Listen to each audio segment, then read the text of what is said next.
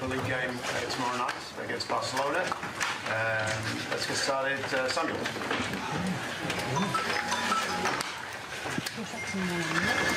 Hi, you're still without three key players through injury, McTominay, Anthony and Anthony Martial. Do you expect them to be ready for the cup final, or is it likely to be longer? I think.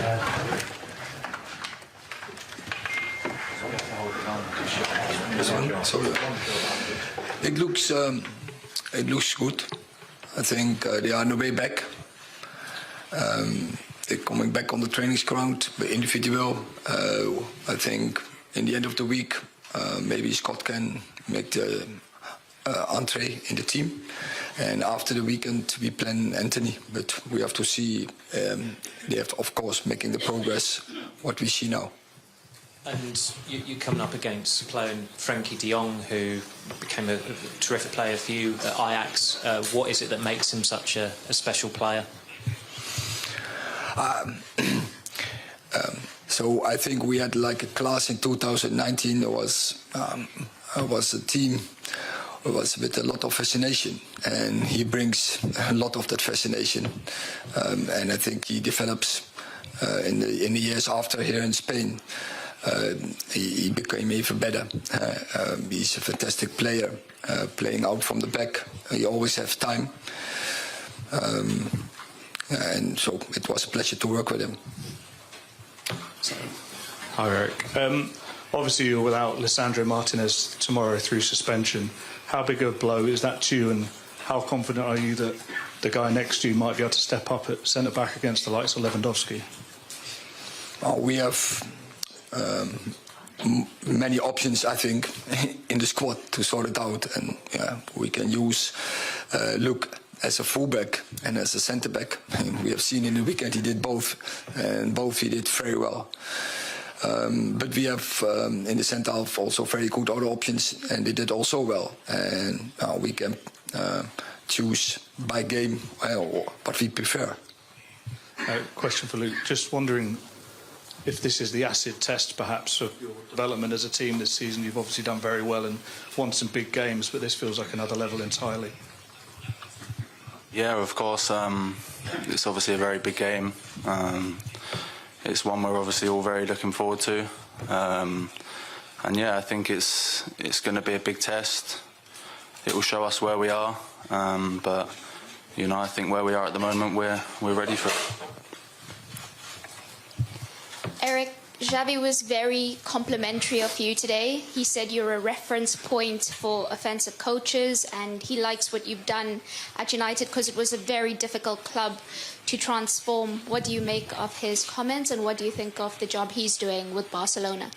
I think Barca is also a very difficult club, and I think Barcelona in this moment is playing his best football since several years. But I think it's in the mind of and the inspiration of Johan Cruyff.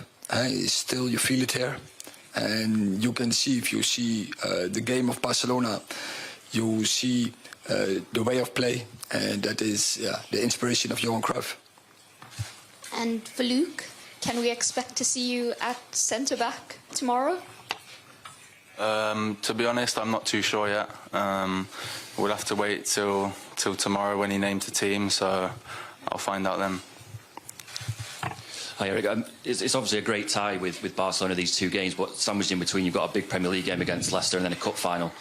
Do you look beyond these ties with Barcelona and sort of plan your teams for the next week, or is it literally one game at a time and picking the strongest team for each one? Of course, as a manager you have a certain planning, but yeah, the first game is always is the game coming up is the most important game, and that also can change your plans because of performances, because of maybe tactics, next opponent, because of injuries or suspensions or whatever. But first game coming up, most important. Neil and David. If I could just ask one to each.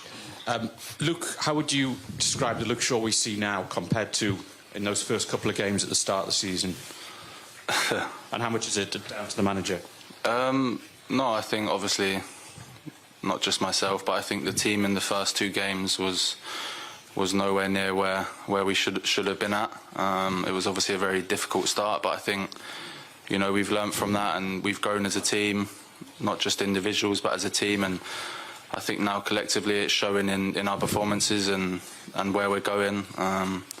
Of course it helps with the manager. He's been really good and shown a lot of trust in me, and my main thing is to repay that trust with good performances and to help the team as much as possible.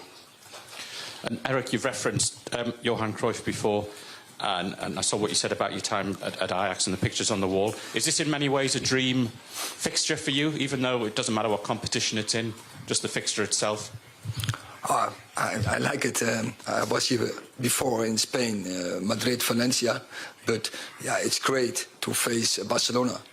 And so I like the philosophy of this club, and that is the football, the adventure, bring up so many good players and big teams. So we are really looking forward to face them. Hi Eric. Given the history and status of Barcelona and Manchester United, this fixture could very well be a Champions League final, but it's obviously a Europa League playoff. What does that say about where both clubs are at the moment, and does it show how much work there is still to be done for particularly Manchester United to get back to where you want to be? Yeah, I think that's the truth. As both clubs, you are in the Europa League, and I think both clubs have the ambition to be in the Champions League, and not even just to be in the Champions League. They want to have a really impact in the Champions League, to be go along the group stage, be after the winter go in semi-finals and finals and win even. But the reality is we are in Europa League, and it tells that both clubs they needed a reset, and I think we are both on a journey, and we are both. I think we are both in the right direction, and so I think it's exciting to face each other tomorrow night, and because it will help both clubs, because you know where you are. It's a good test, and you get challenged, and from such test you get better.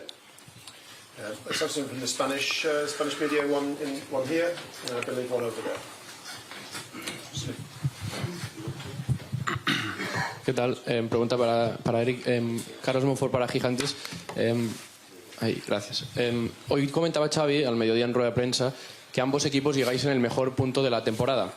Tú mismo lo decías ahora, pero curiosamente algo que no pasaba en los últimos años es que el Barça estuviera mucho mejor en defensa que en ataque, destacaba más en defensa, perdón. Me gustaría saber hasta qué punto un Barça tan completo en defensa condiciona vuestro planteamiento para el partido de mañana. Muchas gracias.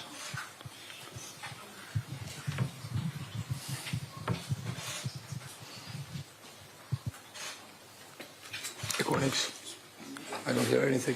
You didn't hear the question? No. Another strong. Could you just repeat? But, Yeah. But it's not working. Did you hear? Repeat the question. Sí, ¿hasta qué punto ver a un Barça tan completo en defensa puede condicionar el planteamiento vuestro para el partido de mañana?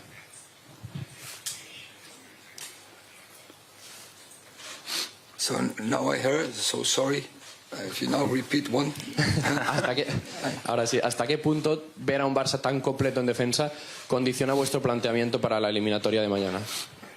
¿Cómo afecta? Gracias.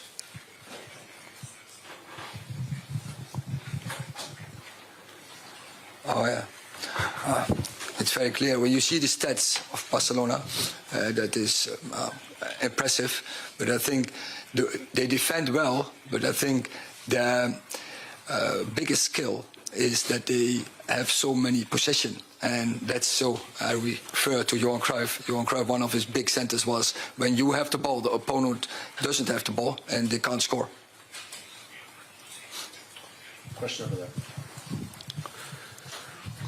Bona tarda, Laia Coll de RAC1.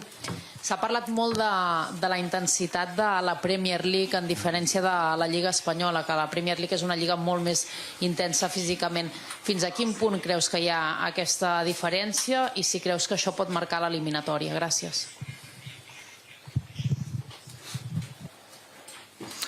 I think one thing what is true, that is, I think it's objective, that the Premier League is high intense football, But I think also the La Liga is a really strong league, and there are many good clubs in. And also I think La Liga is so high intense league. So I think I don't think there will be a big difference between the two teams on that fact. Okay, last two, one there, and then Paul Hurst. Sí, hola, Laia Tudel de Catalunya Ràdio. Ha parlat abans, li hem preguntat per De Jong, demà es tornarà a trobar amb Frenkie De Jong. A l'estiu vostè el va voler pel United. Per què creu que no el va convèncer? Per què fitxés pel United?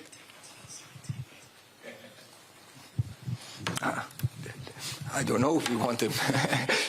No, but Frankie is an incredible good player, and for every club in the whole world, he will strengthen the squad because he has a unique quality.